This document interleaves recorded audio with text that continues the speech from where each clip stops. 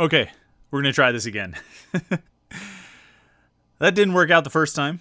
Ran into some technical difficulties. I believe a cockroach crawled in, started messing with the wires. You know how that goes sometimes. Sometimes all this magnificent technology and all these amazing things that we're able to do, sometimes it just doesn't work. Things just fall apart ever so unfortunately. So I apologize if you were on the first live stream and things didn't work and we had to cut that off. I apologize for that. If you're listening to the podcast later in the week, you're only going to be listening to this part, so you're going to be like, what are you talking about? Well, we started at 8:30 as we usually do, and things just weren't working. The stream just kind of died, and so we had to restart it. And we're hoping that this one goes nice and strong and doesn't have any interruptions or issues, because we've got a lot to talk about. This is December 15th, 2021, also known as National Letter of Intent Signing Day. It's the biggest day in the recruiting calendar, at least it historically always has been. This is the day when the recruits officially become members of the program, sort of. They sign letters of intent. So for the first time, they're actually putting their name on a piece of paper. They're writing it down in something that's approaching legally binding fashion. And they are now a part of the program. And we've seen guys get out of their letters of intent before. It's not like it's never happened. But for all intents and purposes, and for what we're going to talk about tonight, and for what's really significant to us and what's relevant right here, this thing is this is done. And the recruits that Pitt has been working on for the past 6 months, 12 months, 24 months, in some cases, certainly through some interesting recruitments where these guys weren't able to take any visits during their junior years of high school until this past June. I believe it was the first time they were able to take any visits since maybe their freshman year or sophomore year. You start to lose track of time. You start to lose track of how much time has passed that we've been dealing with various pandemic-related issues. But this is sort of the culmination of it all. And signing day has always had I don't want to say it's always felt like Christmas, but I think a lot of people look at it like that it's sort of a Christmas for recruiting, that you follow these things, that everything builds up to this one day of the year where all this action happens, and there may be some residual things that happen in the next couple of days. It's a signing period, a 3-day signing period, not just a signing day.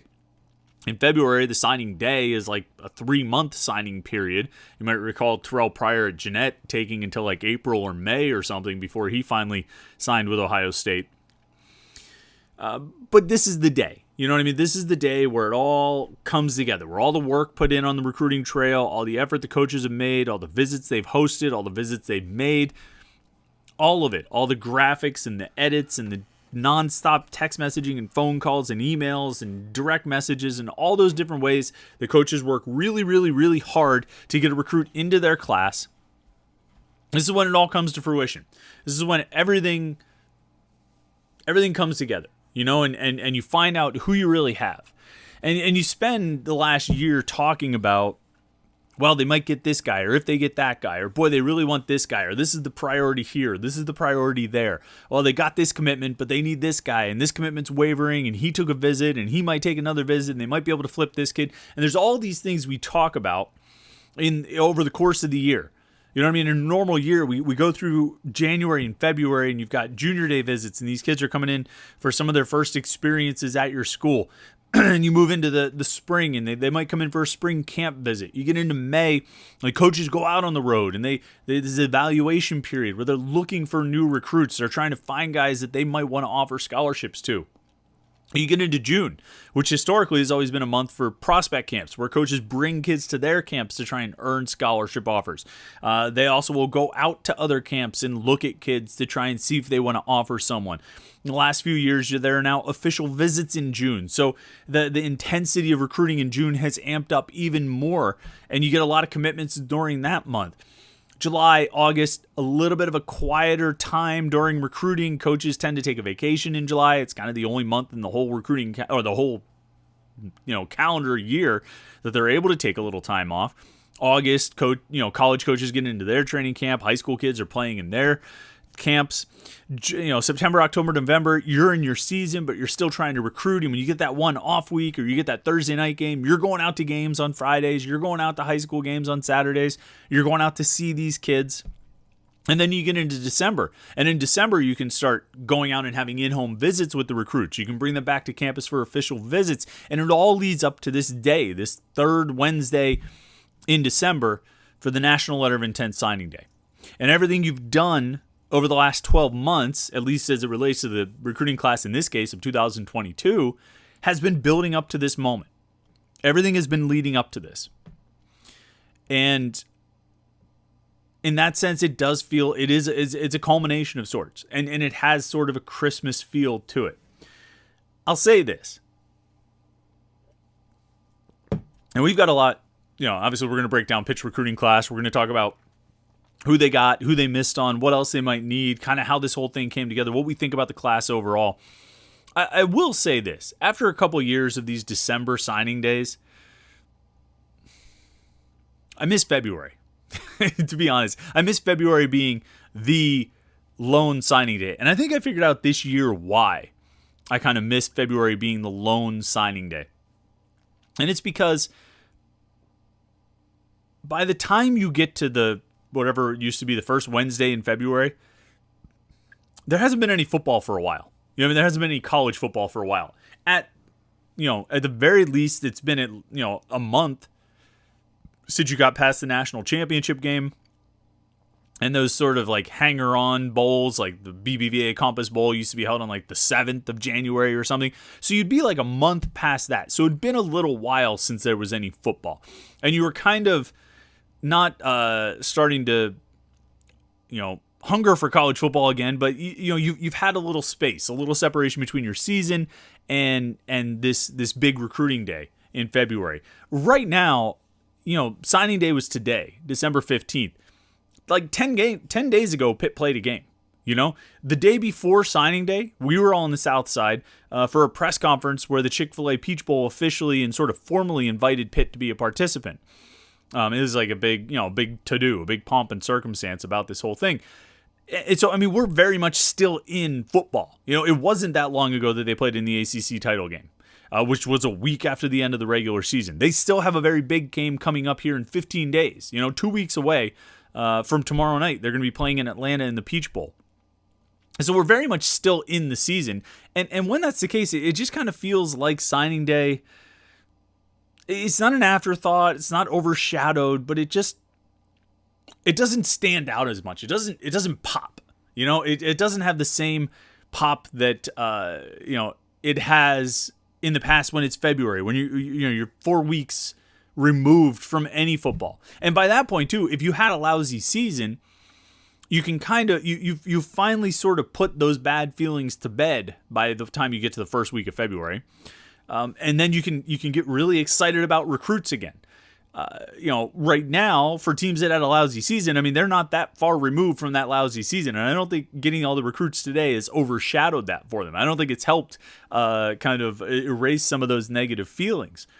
And if you had a good season, if you had a season like Pitt, it's almost overkill. It's almost too much at one time. You kind of want to space it out a little bit more. Now, there's 1,000,001 logistical reasons why this early signing period just doesn't make sense and it doesn't work. And we've talked about this before. I know over the years on the podcast, I've told you that I think that, if they want to have an early signing period, it should be like the first week in July. I think would be the time when it should happen. I think you get a lot of buzz and a lot of excitement out of that, or the last week in June, something like that. This third week or third Wednesday in December, all it does is get coaches fired sooner. It does. It only gets coaches fired earlier. You get more coaches, and you'll probably continue to get more coaches getting fired mid-season, so that those schools, presumably or ostensibly, can make a hire that'll keep all their recruits in the fold heading into this signing day, in the third Wednesday of December. But anyway, this is not to take away from today. This is not to take away from what Pitt did today. This is not to take away from what any school did today. Just as we sit here, 25, almost 26 hours after the fax machine started rolling,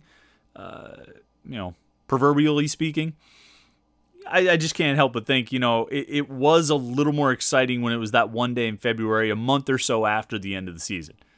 But, that's just, maybe that's just me being nostalgic for something I lived through. And it's funny, when I started writing for Panther-Lair.com and really, my first few years, I was, mid-20s, I think, when I started writing for the site. And so when you're in your mid-20s, mid to late 20s, and you have that one Wednesday out of the year where you have to get up and be ready to go, like wide awake and ready and showered and everything by like before 7 a.m., because that's when the letters were going to start coming in, and you had to be ready to go for that. So you had to get up at like 6. You had to set your alarm for 6 to go do that.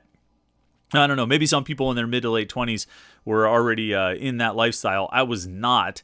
And so I would get to the end of the day and just be like exhausted. Be like, man, what a long day of work. Holy cow. I can't. Wow. That was.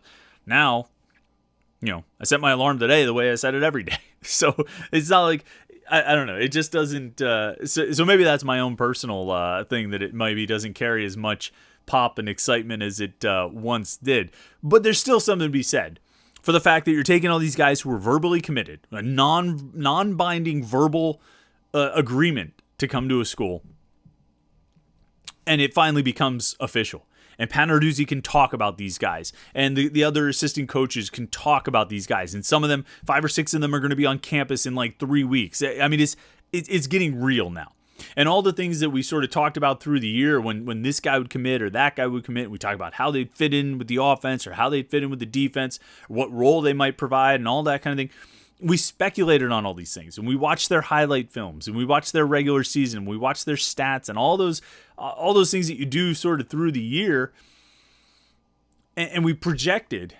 Well, now it's real. Now it's actually going to happen. That's another memory I have from like. Really, the first big recruiting class that I covered was the 2006 recruiting class. Dave Wanstead's first full class. Doran Dickerson, Nate Byam, Jason Pinkston, John Malecki, all those guys. Aaron Berry, a lot of guys. And more names that probably didn't quite have the impact that some of those guys I just named. I mean, obviously, Greg Romeus was in that class. I could probably run down. I don't know if I could get all 25, but I could get pretty far on the list of recruits in that class. But it was exciting because, I covered those guys kind of through their whole senior years, tail end of their junior year through their whole senior year. And then when they had that first practice, I remember I went down for a workout, and I'm like, holy cow, there's Doran, who I know, who I've talked to a bunch of times, and there he is in a Pitt uniform. You know what I mean? There's John Malecki in a Pitt uniform. There's Nate Byam walking by wearing his, number 80 or whatever number he wore. And so it was very cool from that perspective to see these guys who you just kind of viewed as young kids. That's just that young high school kid. He's a senior. Well, now he's a college freshman, and he's wearing a Pitt uniform, and he's working out in Pitt workouts, and he's at the facility, and he's a part of this now.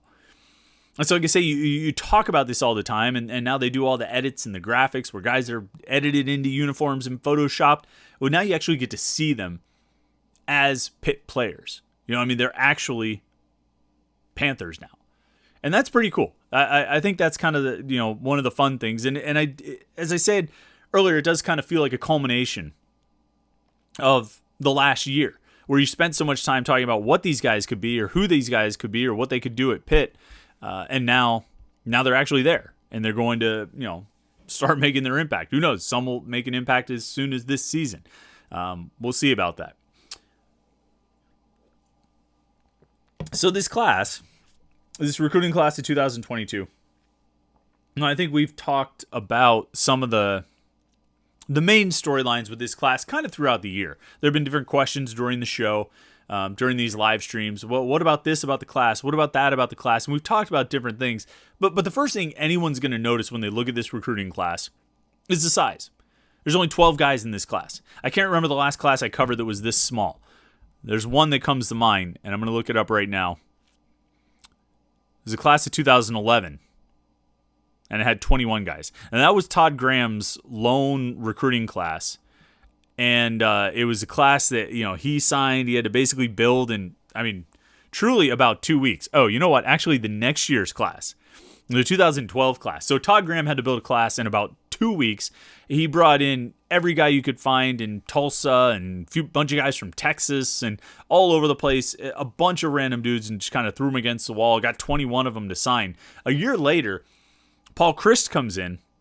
He inherits a class from Todd Graham that he basically has to disassemble and rebuild over the course of a month or so. Because it was just full of, there were a lot of academic issues in there. There were some guys who just couldn't play at this level. There were character concerns with a lot of the guys in that class. And he retained some of the commitments, but basically had to rebuild it. And that 2012 class ended up with 16 commitments. Now, that was the smallest class I had seen until this year when Pitt signed 12. More guys could join the class in that February signing period. That's still a possibility. But every time someone is asked about, or every time someone has asked about the small size of this class, the answer has been the same, and it's an answer that isn't necessarily going to alleviate itself by the time they get to, February. And the reality is they just don't have a lot of open scholarship spots. Now, we'll try and be as succinct about this as possible, use as much brevity as we can, because we've talked about this a bunch of times. But when the NCAA decided that everybody who was on a roster in 2020 could get a free year of eligibility due to playing through the COVID year, it was a great idea. It's great. You're doing this wonderful thing for all these kids who suffered and struggled and all this. And they even allowed it that in 2021, this past season, anybody who came back for that extra year of eligibility, they'd be called super seniors, and they don't count against your 85-man scholarship limit. So you can bring them back, and you don't even have to worry about being over the numbers. It's great. Very kind gesture on the part of the NCAA. But they didn't think it through, and they didn't plan it out beyond that.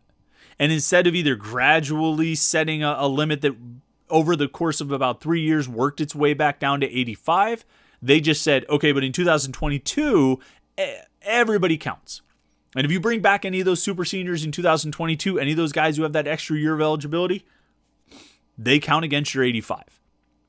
Now, if you kind of visualize this as sort of a chart, and each recruiting, each class, freshman, redshirt freshman, sophomore eligible, junior eligible, senior eligible, and you consider that what you've done, year by year, everybody moves this way, right?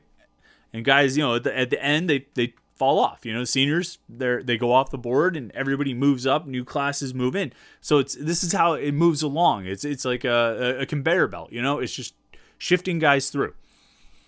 But this rule created a logjam, because now, starting with this past season, it was going along, except this group at the end, these seniors just stopped while everybody else moved up again. And now a bunch of those guys are going to be gone, but the seniors are going to stop again, and everybody else is going to try and move up. And at some point, something's got to give, because you effectively created an extra class of eligibility on a roster that still has the same scholarship limits. Now, I thought for a long time the NCAA would come to its senses, and they would say that, okay, here's what we'll do. Anybody who was on the roster in 2020 gets an extra year to play, and they don't count against the 85 if they choose to use that year. Now, colleges were going to push back against that because they're the ones who had to pay for it. You know what I mean? They're the ones paying for all those extra scholarships. But the numbers would dwindle down. I think Pitt had like 13 of them this year. 13 super seniors, something like that, 12 or 13.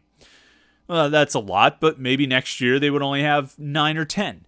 And then the year after that, maybe only like 6 or 7. And in the year after that, maybe 3 or 4. And eventually you would cycle through it in about 3 years. And I think your numbers would drop each year of how many you actually had coming back. And so I think they would get through it. They would get to the other side of it quickly. But the NCAA said, no, we're not going to do that. You figure out a way to make the numbers work. And the result, what they've figured out, and what a lot of schools have figured out, not all, there's still plenty of schools who were able to recruit full recruiting classes for whatever reason. They didn't have as many super seniors or more transfers leave or whatever it is. But for a lot of schools, the result is they're signing small classes. Pitt has 12 commitments in this class.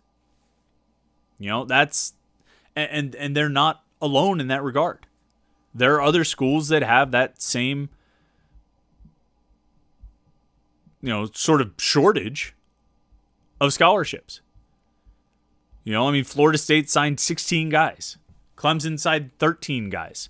Georgia Tech and Duke signed 16. NC State signed 13. Louisville signed 14. Miami signed 8 kids.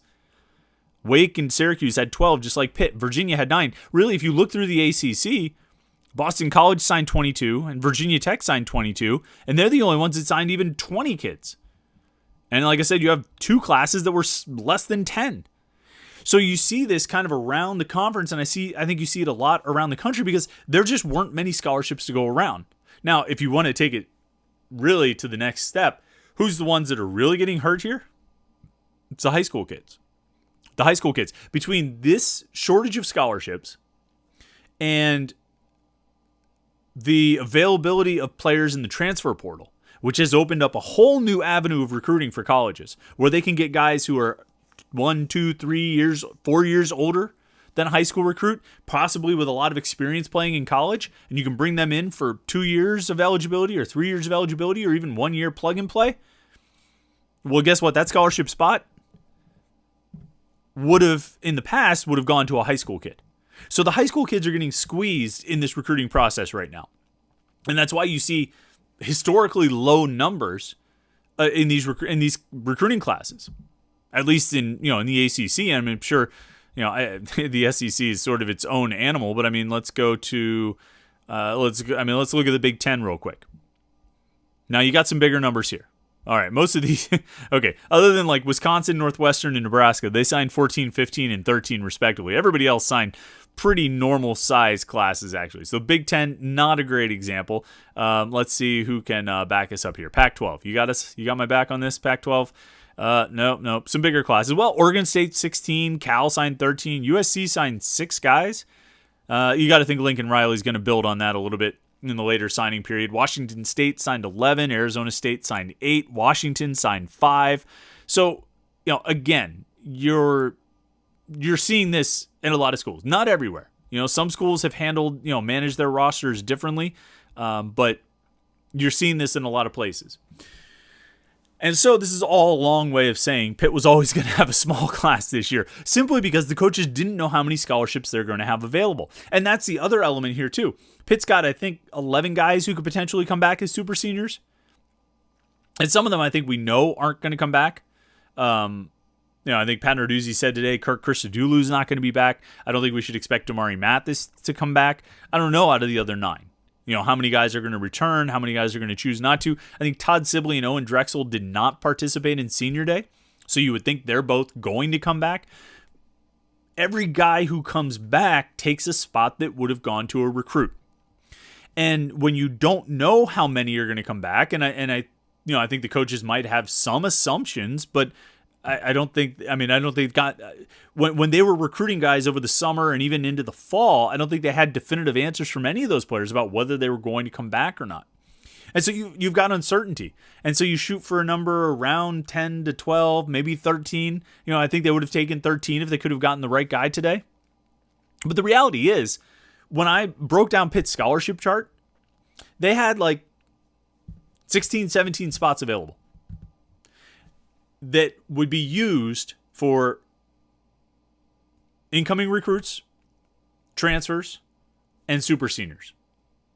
Like 16, 17 spots to fill, to get all these guys. And you got 12 commitments today. You got 12 recruits, which means there's only maybe 4 or 5 spots right now as the roster currently stands. There's only 4 or 5 spots for transfers, any additional recruits they go get, and those super seniors.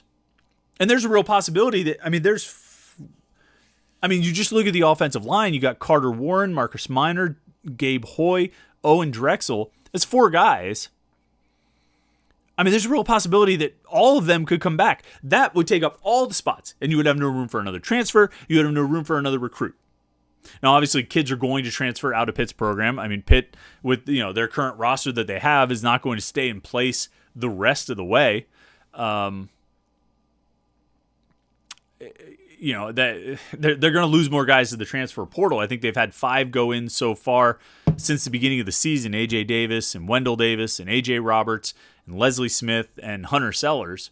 So those guys are gone, and there will be more attrition. But for everybody else, anybody that they want to sign beyond those 4 or 5 spots they've got left, anybody they want to sign as a recruit, any transfers they want to bring in, or any super seniors who come back, anything beyond those 4 or 5 of open spots is going to require a transfer going out. Okay, so this class was always going to be small because there were limited scholarships and the coaches really didn't know what that limit was going to be, how small it was going to be. And that's how you end up with a class with 12 recruits that simply, largely due to the size of the class, ends up ranked like number 60 in the nation. Now, we haven't even talked about the players yet. I'm going to get to the players in a second. The recruiting class ranking. A lot of people have looked at it and said, how could this be? This is the ACC champs. They just won a conference championship. They're 11-2 and they're playing in the Peach Bowl. How do they have the number 60 recruiting class in the country? How did they only have 10 commits, on their rivals, on what we list is on the commitment list on rivals? How did they only have 10 commitments coming into today? How is that possible? And it's all those things I just said. In addition to the things we've talked about before about when your season can have the most impact, about how it can, it'll impact the next year's class more than the current class. But being ranked 60th is largely a reflection of the size of the class. They've got 2 4-star prospects in the class. They have 2 other guys who are the highest possible 3-star that you can be. They've got a bunch of mid-range 3-star prospects. It looks like a typical Pitt recruiting class. Now, typical Pitt recruiting classes don't end up ranked number 60 in the nation, but that's because they generally end up being, 20, 21 recruits, somewhere like that. This class is not in that range. And when you look at the team recruiting rankings, the way they rank them is they consider your top 20 ranked recruits. And that's a way to kind of normalize or adjust for class size so that a school doesn't sign 28 guys and they just bump up the recruiting rankings because they signed just so many. So they pick 20 as kind of a cutoff number. They take your top 20 recruits in your class and rank the class according to that. And so Pitt right now with 12 commitments is getting ranked against everyone else's top 20 commitments. And since it's a cumulative point scale, where each commitment, counts for a certain amount of points and then you add them all together and you get ranked according to your total points, if you only have 12 commitments, you're going to drop down the list. And if only 2 of those 12 are 4-stars and you don't have like 4 or 5 4-stars and maybe 1 5-star, you're going to really drop down the list and it's going to be hard to climb up. And so this will be a class that just isn't ranked very high. Now, that doesn't mean that I think it's a bad class. On the contrary, I think this class is pretty solid overall. It's small, but I like a lot of these guys. I don't see many reaches in this class. And you can go down the list, the 2 4-star guys, Ryan Baer and Sam Okenlola. Okenlola committed on signing day, but he's a 4-star defensive end out of Massachusetts. Ryan Baer, the highest ranked offensive lineman to commit to Pitt in 8 years since Alex Bookser in the class of 2014, which, speaking of Bookser, shout out to Mount Lebanon, state champs. That's how we do it out here, South Hills.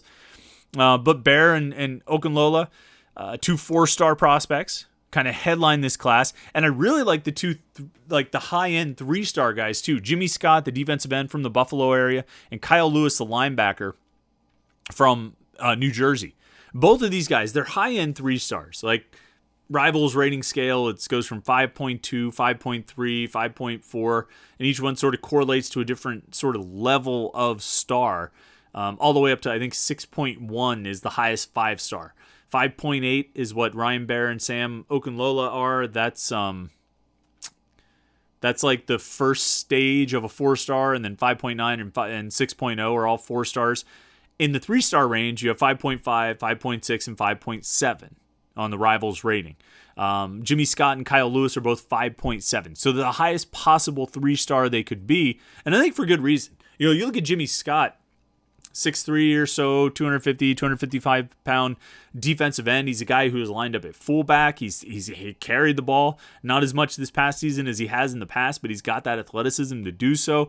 His coaches move him around all over the place. He stands up. He puts his hand on the ground. He draws all the attention. And so his coaches move him constantly into different positions to try to get him good matchups. But he he has to work. And we talked to him the other day in an interview, a pre-signing day interview, and he said it gets frustrating because he's just seeing double teams and triple teams all the time. That's the kind of respect that gets paid Jimmy Scott, and that's the kind of respect that he earns.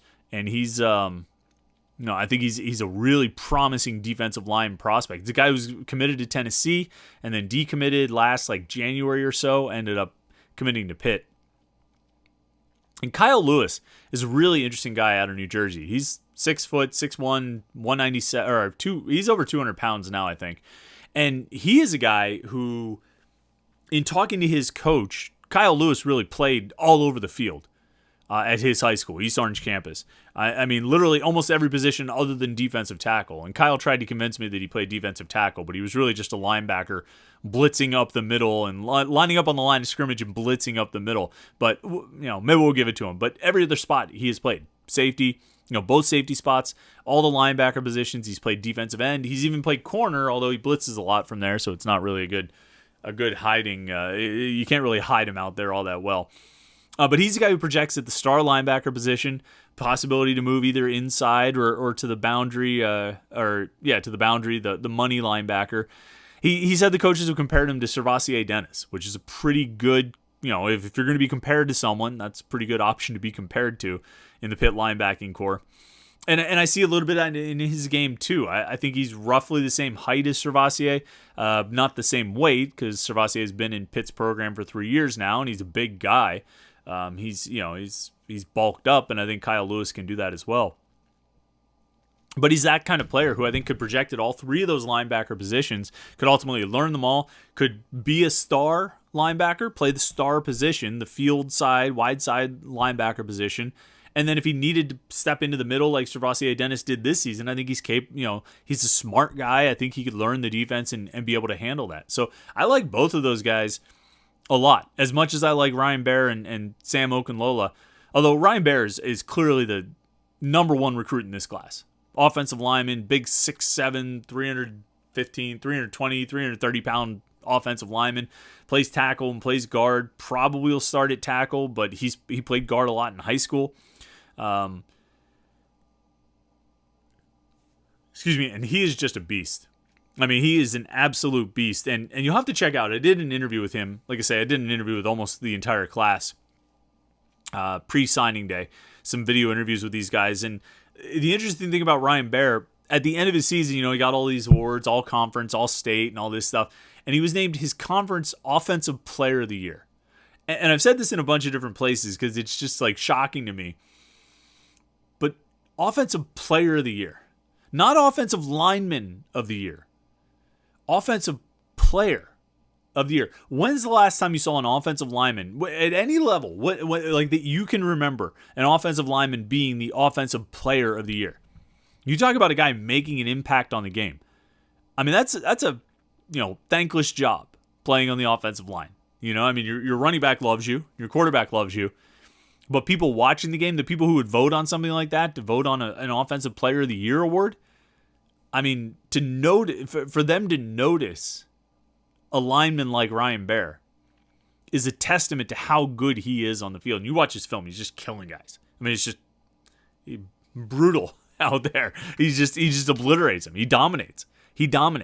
And again, I mean, and we're not even talking about a defensive lineman winning defensive player of the year, because there at least you can pile up stats. There's no stats for offensive linemen. Pancakes or rushing yards or whatever. But no, you have to watch the film and be like, that guy is dominant. That guy is killing it out there. You have to watch the film and see that. And when you watch Ryan Baer's film, that's what you see. He's a big-time offensive lineman. It's going to be interesting to see what he can do. He's enrolling early in January. I don't know if he's going to be able to get on the field as a freshman, particularly if a bunch of those super seniors come back that we talked about. But he is... he's going to play soon, I think. I think he'll play early in his career and be pretty good for Pitt, I think. The other guy I want to mention is Sean Fitzsimmons, because when you talk about somebody dominating on the field, and we got to see this a little bit more up and close because he's in Western Pennsylvania. Central Valley, defensive tackle, back-to-back state championships, 27 wins in a row, and Sean Fitzsimmons is a huge huge part of that. 3 consecutive state championship game appearances, and Sean Fitzsimmons is a huge part of that. And his numbers are just insane. I mean, you can look it up, but I mean, like, sacks and TFLs and quarterback hurries, the likes of which you expect out of a defensive end or a linebacker or something. And Fitzsimmons is doing it from, the middle. He's doing it as a defensive tackle. Just a dominant player.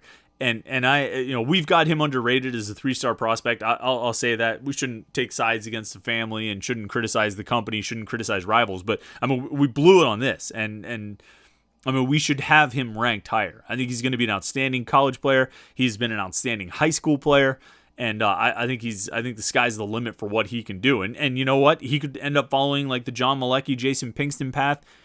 Potentially Dorian Ford path, if that's where it goes, of coming to college as a defensive tackle and then playing on the offensive line, because I think he could be a beast out there, playing guard or center or something like that if he can snap. So I love that Sean Fitzsimmons commitment. I think that was a great commitment for Pitt to get. He was the first commitment in the class, or at least of the guys who signed, on Wednesday. He was the first one to commit, and no, I think he's outstanding. I think he was under-recruited. I think we've definitely got him underrated. And I think he's going to be one of the best. I think he has a chance to be one of the best players in this class. All right, I want to get into the comments and questions from everybody because you guys have posted a lot of stuff, and I appreciate it. Let me see. RJCman38 says he chimed in with a super chatter. And if you want to make sure your comments and questions get answered, you can always be a super chatter. Hit that little $sign at the bottom and contribute to the podcast. We appreciate that. And if you are a super chatter, we'll make sure we read your comment and question here during the show. RJCman38 says, we had a few comments. All right, I'll let you, I'll read them all just because you're one of our regular super chatters. Says, at the end of the day, Pitt has some depth due to super seniors. Yep, that's true. Super seniors helped them a lot this year, and I think they have a chance to help them a lot next year. I mean, they don't have Kenny Pickett if not for the super senior rule. He also says the transfer portal also hurts high school kids. I think it absolutely does, because if a coach is sitting there looking at, look, you want a great example? Kanata Mumpfield, wide receiver at Akron, went in the transfer portal. He visited Pitt last weekend. He's got offers he just keeps adding new offers seemingly every day. He was a freshman All-American, one of the best wide receivers in the MAC, one of the best freshman wide receivers in the country. He had an outstanding season, went into the portal. He's got all this interest. And the reality is, this is a guy who, he just finished his freshman year. So he's got 3 years of eligibility to play. He's proven it on the field. He's been successful. He's shown what he can do at the college level. If a coach is sitting there and they've got the option, they say, I can either take this guy who's done it in college already, or I can take this high school kid who's unproven on how he's going to transition to college. If they can get either one, the college coach is going to take that transfer. And now that high school kid is, that's one fewer opportunity for him. And maybe he'll find other opportunities somewhere else, or maybe he won't. But you're absolutely right. The transfer portal is affecting recruiting for high school kids. I don't think there's any question about it. And particularly this year where there are limited spots for so many of these schools. And then RJCman38's last comment that we're going to read, he says, how bad is basketball? OMG, I get it's National Signing Day. We have the Peach Bowl to discuss, but come on, basketball is a dumpster fire. Yeah, it's not going well right now, and that'll stand as possibly our lone comment on basketball, on this show at least. We have plenty of weeks and months to talk about basketball here on the Panther-Lair Show coming up. But right now it's signing day, so we'll stick to that. Brock Madonic says, happy National Signing Day. I really enjoyed the interviews you did with the Pitt recruits. Will you eventually be able to interview Addison Copeland, Jordan Bailey, Che Nobuko, and Samuel Okenlola? Yeah, so if you missed this, and if you did miss it, you got to go check it out. You're on the YouTube page right now. All the videos are there. We interviewed 8 of the guys in Pitt's class, interviewed them prior to signing day, and released the videos here on signing day, and talked to a ton of them. You know what I mean? Like 8 out of the 12. And great conversations. We talked about their seasons. We talked about why they picked Pitt, what they thought of Pitt's season, and got into some really interesting stuff. Like I talked about, like with Ryan Baer, about the fact that he was Offensive Player of the Year. We talked with Kyle Lewis, the linebacker from New Jersey, who is one of the most well-rounded kids I've ever interviewed. Who attend, he plays for East Orange campus, which is the public school in high school, or a public school in his area. But him and like a half dozen of his teammates attend a specialty school, because there's a couple of specialty schools that are in that same district. There's a STEM school, and then there's this performing arts and fine arts school. And Kyle Lewis goes to that one. And so we talked about what he does there and sort of his interest in art. And that was a fascinating conversation. It was great. We talked to Sam Vanderhaar, the punter from Australia. And he was in Australia when we talked to him. I interviewed him. It was 10:30 at night in Pittsburgh. And I think it was like on Tuesday night, around 10:30 at night. And for him, it was like middle of the afternoon on Wednesday. He was 15 hours ahead. And so it was wild. But even more than the time change, it was really interesting to have a conversation with him about, all right, you're in Melbourne, Australia. How do you find out about Pitt? You know what I mean? How do you end up at Pitt? And you might already know the story because Kirk Christodoulou got here through the same group. Pro Kick Australia is the name of the company that Kirk Christodoulou worked with. Jordan Berry worked with them. You remember him punting for the Steelers. And Sam Vanderhaar has worked with them, and that helped him get into this position. But just a fascinating story. He had a lot to talk about. Jimmy Scott, defensive end from Buffalo. Another really great conversation. I enjoyed it a lot. I actually enjoyed talking to all these guys. I think they're all really interesting guys. Seem like good character guys. Good kids, smart kids. I think they all seem to have a pretty good head on their shoulders. I was impressed talking to all of them. Brock brings up the 4 guys we haven't gotten a chance to talk to: Copeland, Bailey, Nwabuko, and Okenlola. I hope so. I hope we can, hopefully we can get those guys on a Zoom call sometime soon for an interview. I'd love to chat with them, and I think each of them has an interesting story to talk about. We're working on it, and hopefully they agree to it. Otto Man says, will somebody make a decision already if these guys are going to play or not? I'm being selfish, but the anticipation is killing me.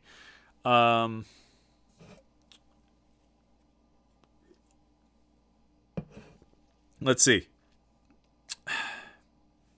As far as guys not playing, I mean, Kenny Pickett is the one that we're waiting on from Pitt. Kenneth Walker, the running back from Michigan State, is also up in the air. And yeah, I would like to hear an answer just so we can stop trying to figure it out. You know what I mean? So we can stop wondering about it and kind of just move forward and start thinking about what the game's going to look like with them or without them. Look, if I had to bet right now, I would bet that neither one of those guys, I would bet that no one named Ken plays in this game. I say that without having looked at the rest of Michigan State's roster to see if they have another guy with that name, but if I had to bet right now, I would bet that Kenneth Walker and Kenny Pickett don't play. Now, I'm saying this on December 15th, and it was December 15th, 2020, when I was doing one of these. It was back when we did the show on Tuesday night, and it was our signing day preview show. And in the middle of the signing day preview show, my phone buzzed, and I looked at it, and it was a notification that Kenny Pickett had tweeted that he was going to play one more year. So I don't think Kenny is thinking about that. It would be wild if he did. Now I'm scrolling through real quick just to make sure that Kenny didn't tweet anything.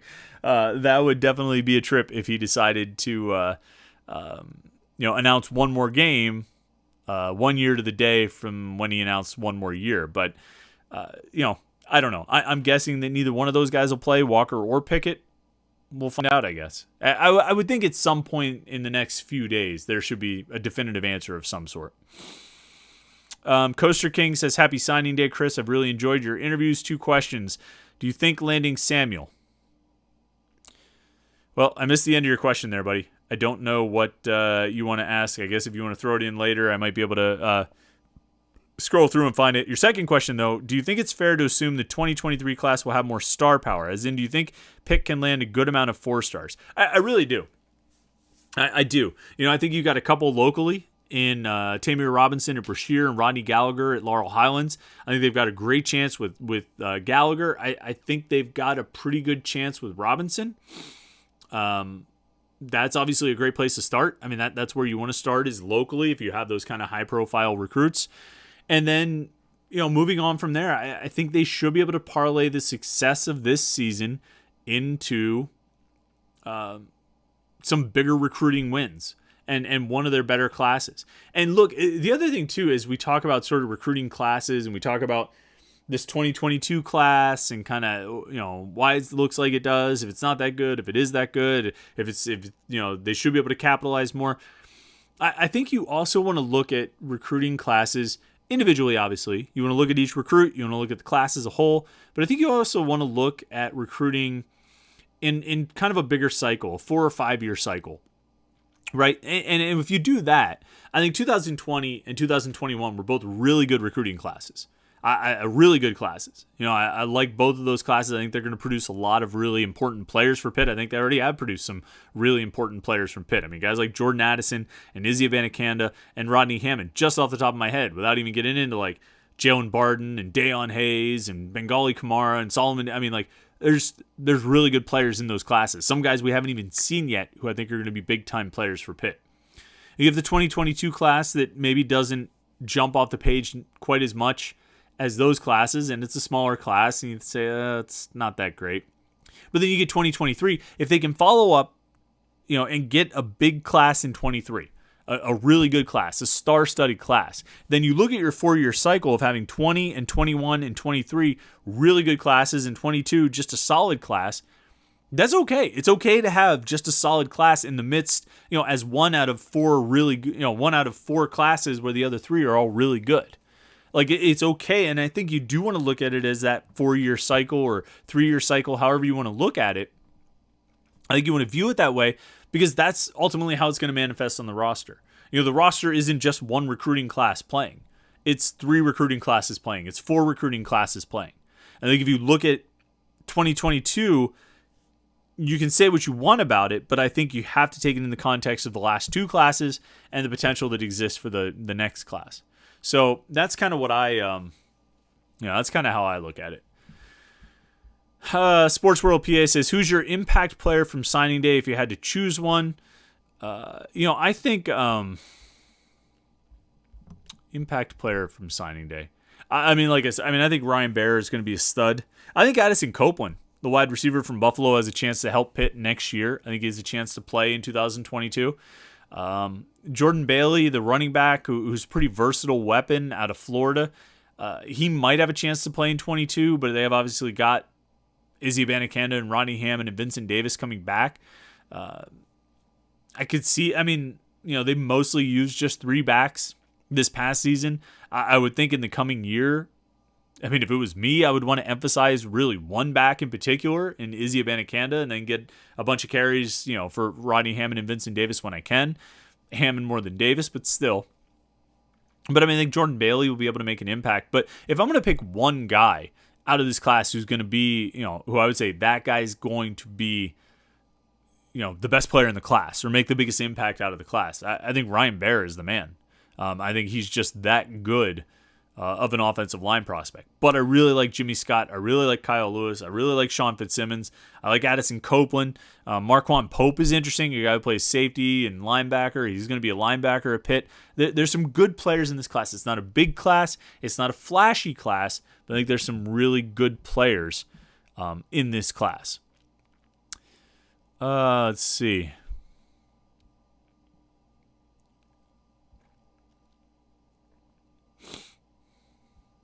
Scroll through here, get some questions as we come up on come up through the show. Let's see what we got.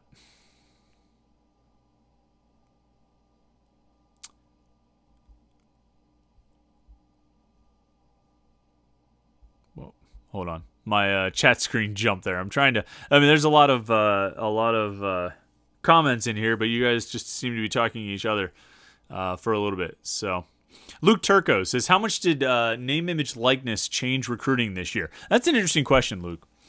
Name, image, likeness legislation allowing recruits and or not recruits, allowing college players to make money off of their names, images, and likenesses. It went into effect over the summer. And we saw it take a lot of different kind of, we saw it go in a lot of different directions. Kid goes to Ohio State as a freshman, gets $1 million endorsement deal. Kenny Pickett gets a pickup truck, but he also does a lot of sort of charitable things. He does the Kenny Pickett show with us. Jordan Addison does some charitable things. Some different guys, John Patrician and Cal Adamitis, use the opportunity with the name, image, likeness to do some charitable things. But I mean, Pitt guys also made some money off this. Pitt guys were able to they were able to go do autograph signings and things like that and get paid for it, which they should. Why shouldn't you be able to sign an autograph and get some money for it? And you saw it all across the country. I mean, this was going on everywhere. How much did it change? So the tricky thing is this. Coaches can't facilitate any kind of name, image, likeness deal. All right, coaches can't be involved in it at all. The university can't be involved in it at all. I mean, to the point where you can't really, wear Pitt logos or school logos if you're doing something involved with a name, image, likeness deal. And so that's the rule. That's how it happens and how it operates when it's on the up and up.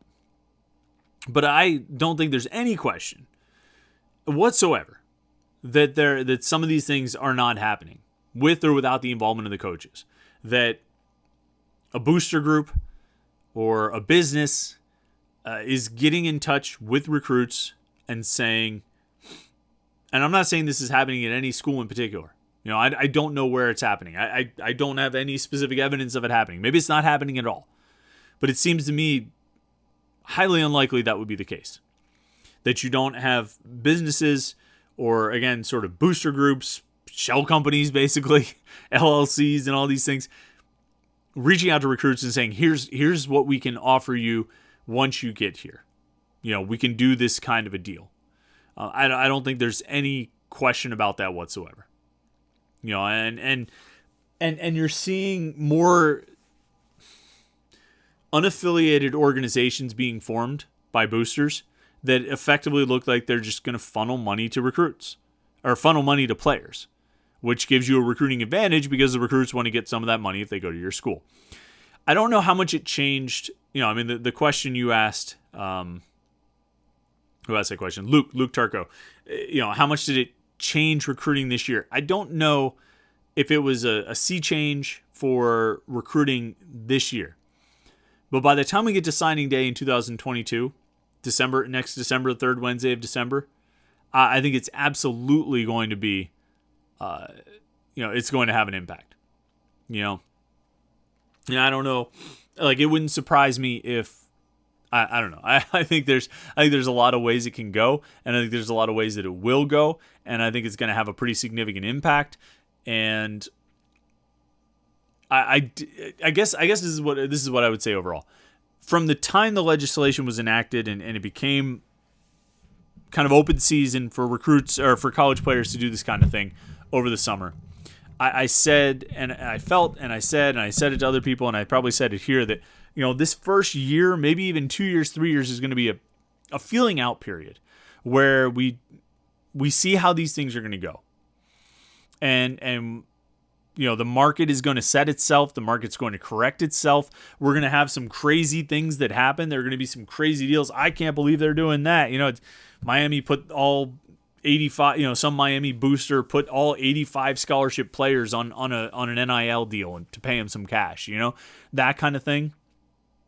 That it was going to run the gamut the first time, the first few years maybe. And then it would sort of settle in and kind of normalize, and we'd get some rules. We'd have an understanding of how to kind of approach this, of how to maybe manage it a little bit better. Because it's not really being managed at all right now. It's just kind of running wild. And I think that, it'll absolutely will have an impact on recruiting. And, I don't know how much it did right now, but I think it will. Oh, and absolutely with transfers too.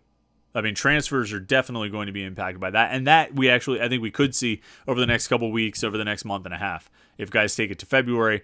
But for a lot of these transfers who want to get on campus in January, I think there will be I mean, yeah, I don't think there's any question, particularly for a quarterback. Of course. Let's see here. Oh, Tyler Collins says, do you think there are any freshmen in this class that will break out like Rodney Hammond and Gavin Bartholomew did? I don't know. That's a great question. I mean, now, to be honest, last December, if you had asked me if I thought Gavin Bartholomew was going to break out like that, if you had asked me if Rodney Hammond was going to break out like that, I would have said no, probably not. So take this all with a grain of salt. But, I mean, I look at this, I think a guy like Kyle Lewis will have a great opportunity to get on the field. I really do. I don't know if he'll be, I don't think he'll start or anything like that. But for as deep as the linebackers were this season, they've lost 6 guys from the 2021 roster. 3 super seniors who are out of eligibility and can't come back in 22. And then 3 transfers that are going out. And they could also lose Cam Bright as well. So that would be 7 guys if Cam Bright decides not to come back as a super senior. You could be losing as many as 7 linebackers from a room that was really deep. I think they had 13 scholarship linebackers last season. And so you take out 6 of them, you're down to 7. You take 7, you're obviously down to 6. You're going to need some young help. You're going to need some young guys to step up and contribute. And I think Kyle Lewis, is one who potentially could do that. Receivers, I think it's a good group there. Again, you're losing a decent number of guys, 3, potentially 4 scholarship wide receivers. You obviously have Jordan Addison back. You have Jalen Barden back. You have Jaden Bradley back. You feel great about all those guys. Jared Wayne, obviously. You feel good about him. But there is space for someone like Addison Copeland to break in there. Now, if they end up getting a transfer like the kid from Akron, then that's going to crowd that a little bit and maybe create less opportunities for the freshmen. But I think there's space right now for a young guy like Addison Copeland to get in there. So, those are a few of the guys that I would look at as potentially making an impact next season. But like I say, last year, I wouldn't have told you last December that that Gavin Bartholomew would be as good as he was as a freshman and that Rodney Hammond would be as good as he was as a freshman. So we'll see what happens. Let's see. Reed Worth says, what players are you most excited to see climb into the starting rotation next season? Mine is Bengali Kamara, possibly Solomon DeShields. Yeah, I think Kamara is going to be a beast. I think DeShields can be a beast. I think those guys have shown little flashes. Kamara a little bit more than DeShields, but he's gotten more opportunities than DeShields. I think those guys can both be really good when they get to Pitt. Or when they get into the starting lineup and really start seeing those extended reps. I think they can be really, really good out there. So yeah, I'm with you on that. Who else is going to climb into the starting rotation? You're going to need a corner to come out there and play, and maybe it's MJ Devonshire, maybe he just steps in, maybe AJ Woods. I think it would be interesting to see a guy like Khalil Anderson get a chance. I'm still, my predictions of Khalil Anderson having a great freshman season didn't exactly pan out, but I think he's going to be a very good player for Pitt. So there's a possibility there. You return all your starters really along the defensive line. I know they lose Keyshawn Camp, but they had him out a couple of games anyway, so they've got some experience playing without him. You return all your starters at safety, so not a lot of options there. And then on offense, pretty excited to see the starting quarterback, whoever that is. I probably, to be honest, the single player I'm most excited to see in 2022 is Israel Abanikanda. I want to see him get a respectable amount of carries, a respectable amount of opportunities, and I think he can be. I put it in my prediction in the 3-2-1 column last week that I think he can be, the best back in the ACC. Like, he can be a first-team all-conference running back if he gets the right amount of opportunities, the right amount of carries. But we'll see.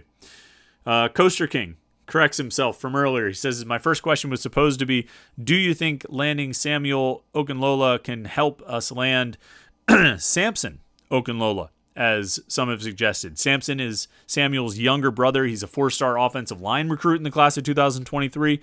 When Samuel came on his official visit back in September to Pitt, Samson was along with him. It doesn't hurt. I think they've said that they're not necessarily, certain, they're not locked into going to the same school. But I think if you had the option of getting the 4-star offensive line prospect's brother, or not getting the 4-star offensive line prospect's brother, you would take the brother, right? Particularly when that brother is a 4-star defensive line prospect in his own right. So, I don't think it hurts. I don't know if it guarantees it, but it definitely, like I say, it doesn't hurt. So, get to a couple more questions, and then we will jump out. Let's see here. Some talk about some backup quarterbacks. Talk is Pitt talking about the offensive line, says, if I had to pick a starting offensive line for next season, would go as follows. Branson Taylor at right tackle, Mac Gonsalves at right guard, Jake Cradle at center, Michael Statham at left guard, and Ryan Baer at left tackle. I mean, that's interesting. I don't know if you want a true freshman starting at left tackle, but it has happened. I really think, and Luke Charco points this out, there's a real chance that a bunch of those upperclassmen like Gabe Hoy and Carter Warren and Marcus Minor and Owen Drexel come back next year. There's a possibility. There's a chance. I'm not going to say it's a majority chance. I'm not going to say it's definitely going to happen or anything like that. But there's a chance that Pitt brings all of its starting offensive linemen back in 2022. Like all the guys who were the primary starters last year. Gabe Hoy, Carter Warren, Marcus Minor, Owen Drexel, plus Jake Cradle once he heals from the injury he suffered this season. It's a possibility. They all have the option to come back. Cradle, will be back. Cradle's not going to be a super senior or anything like that. The other 4 have the option to come back as super seniors. I think there's a real possibility that they might come back.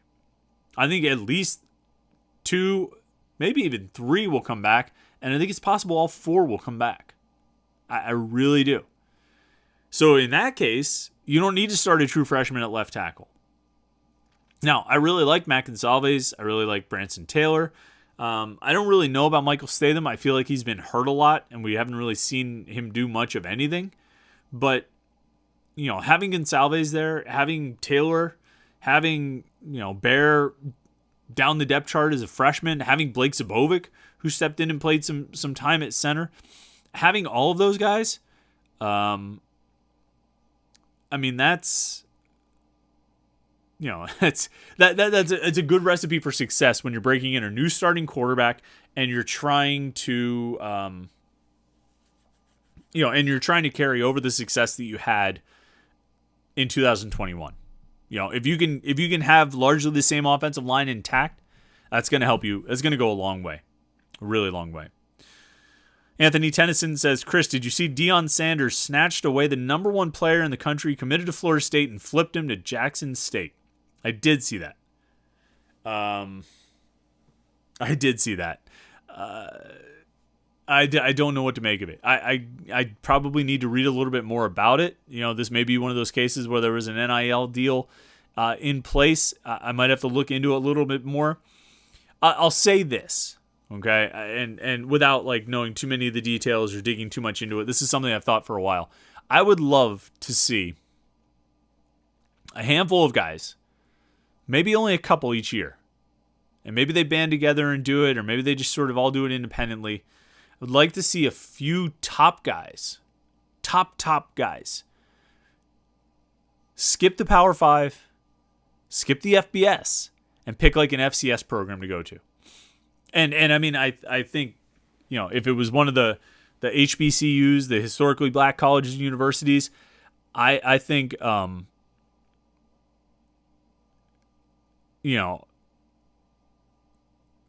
think that I think it would be really interesting because that could shift the balance of power so much. You know what I mean? And not shift the balance of power, but it could make a really big impact. And I would love to see this kind of, I just like it when a system gets shook up a little bit. I like it when things get mixed up a little bit, and you think that Clemson and Alabama and Ohio State are just going to keep running the world, and then all of a sudden here comes, whoever, Jackson State or something like that. Alcorn State or whatever it is. I love it. Howard, whatever, I love it, and I would love to see a couple guys every year do it. And make that move. And the impact it could have on those schools would be, it would be difficult to measure, but you could measure it, and you could measure it in cash, because those schools would make a ton of money for having those kids there. And now with the NIL deals, maybe you can get those kids some money while they're there. The schools make money. The kid makes money. I think the situation improves for everyone. I think it would be outstanding. But who knows? I don't know. It would take a leap of faith. And Travis Hunter, the number one recruit in the country, if he's going to play with Deion Sanders, it's a leap of faith, because you're not going to have the facilities you would have at Clemson or Georgia or Alabama. You're not going to have the coaching, probably, right? I mean, like, just in terms of the amount of money those schools pay on their coaching staffs for development, you're going to get better coaching at Ohio State, probably, right? And that's not to disparage, the coaching staff at some of these smaller schools or FCS schools, but just you tend to assume that the best coaches get paid the most money. And so that's where they're going to end up, is the places that can pay them a lot of money. So it would take a leap of faith on the part of some of these guys. But if they did it, if a few of them did it and got the ball rolling, it'd be really interesting. All right. Tyler Collins, do you think Brennan Marion will be the offensive coordinator next year? I'm of the opinion that they will hire outside the program for the next offensive coordinator. And last question. Reed Worth says, one more question. Who are the decommits under Pat Narduzzi that you wish would have stayed? Tywan Mullen, Henry Parrish, Camden Brown. I don't know. I mean, Henry Parrish went to Ole Miss, and his stats have been roughly about the same as what Israel Abanikanda has done. So I don't know if that was quite as big a miss as we thought it was. They're trying to think. I mean, they were guys that were close on. They didn't have a commitment from Tywan Mullen. They were close on Mullen, but they didn't actually land him and then lose him. Way back, under Narduzzi, I guess you're saying. Back under Paul Chryst, they had a defensive lineman, Davon Hamilton, who decommitted from like Miami of Ohio or someplace to commit to Pitt. Decommitted from Pitt to commit to Kentucky, and ended up finally at Ohio State, where he ended up being like a draft pick.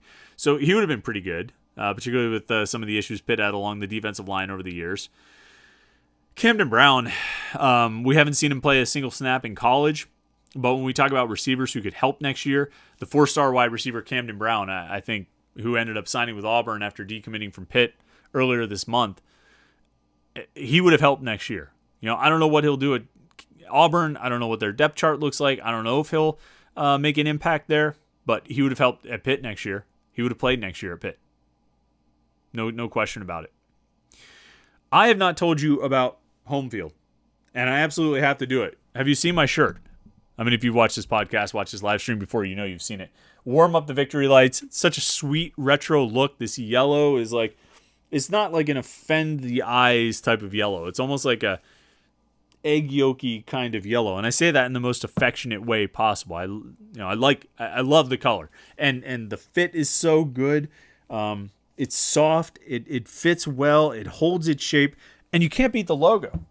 I mean, don't you love that retro helmet? The warm up the victory lights. I mean, this is one of the best Pitt shirts. This is one of the best T-shirts I've ever owned. You can get them at homefieldapparel.com. They do this they have tons of schools. They have a lot of great stuff for Pitt. But if you want to go and find something for your friend who's a UConn fan, there's like a few of them out there. They've got great UConn stuff. They have great stuff for schools all over the country. I got a great Hawaii Rainbow Warriors sweatshirt that I'll be wearing a lot this winter. And they just have great stuff. They have great designs on great high quality shirts and sweatshirts. Homefieldapparel.com. If you go to the website and you're a first time shopper, use the promo code LAIR, L-A-I-R, like Panther-Lair, L-A-I-R. It's right here. See it? See it on the screen? Okay, LAIR promo code. If you're a first-time shopper, you get 15% off your deal, off your order. So you're getting some of the best pit gear you're going to find, and you're getting it for 15% off. LAIR is the promo code. Use it at homefieldapparel.com. Make sure you go check them out. You've got to do it. And they support the podcast, right? So if they support the podcast, you should support them. Listen, make sure you subscribe to our YouTube channel. We released a lot of YouTube videos on signing day. And if you were subscribed, you found out about it and you got to go watch them. So go to our YouTube channel, youtube.com/Panther-Lair.com. Click subscribe, turn on notifications. You'll always get notified whenever we go live. If some big news happens, we'll fire up a live stream and talk about it for a while. You don't want to miss that, right? Well, sign up and get the notification sent right to your phone. Okay? youtube.com/Panther-Lair.com. Of course, stay tuned to the website, Panther-Lair.com, Pittsburgh.rivals.com. We'll keep covering this recruiting class of 2022. We'll move into the recruiting class of 2023, and we will keep moving forward, covering Pitt football as they head for the Peach Bowl, Pitt basketball as they head for whatever it is they're headed for. And, of course, message boards where you can talk to other Pitt fans about it. Panther-Lair.com, Pittsburgh.rivals.com. We'll have more thoughts on this recruiting class, I'm sure, as the winter moves through. So we'll be talking about these guys and what Pitt will continue to do to add to this 2022 football roster, because that's the process they're in now. Getting ready for the Peach Bowl and then adding and building the 2022 roster. So there's going to be a lot to talk about. You want to make sure you're staying tuned to Panther-Lair.com. Thanks to everybody who joined in on the live stream tonight. It's been a lot of fun to chat about these things, as it always is. We'll keep doing it every Wednesday night at 8:30 p.m. right here on the YouTube channel. So make sure you tune in. And I appreciate it. Thanks to everybody who chatted, and thanks to everybody who watched. Thanks to everybody who listened to the podcast through the week. And I think that's about it. Have a great rest of the week, everybody. Enjoy the weekend, and we will talk to you again next Wednesday night.